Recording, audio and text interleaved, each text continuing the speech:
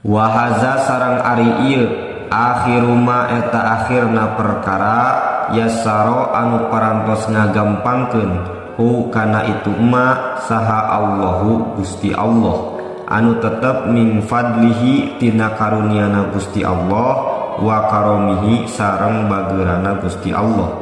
Walhamdu sareng ari sadaya jenis puji anu opat lillahi eta tetep kagungan Gusti Allah Rabbil alamina anu mangeranan sadaya alam. Wa shalla sareng muga maparinan rahmat saha Allahu Gusti Allah ala sayyidina kadunungan urang sadayana Muhammadin tegesna Kangjeng Nabi Muhammad wa ala alihi sareng ka para kulawargina Kangjeng Nabi wa sahbihi sareng ka para sahabatna Kangjeng Nabi wa sallama sareng muga maparinan kasalamatan Gusti Allah.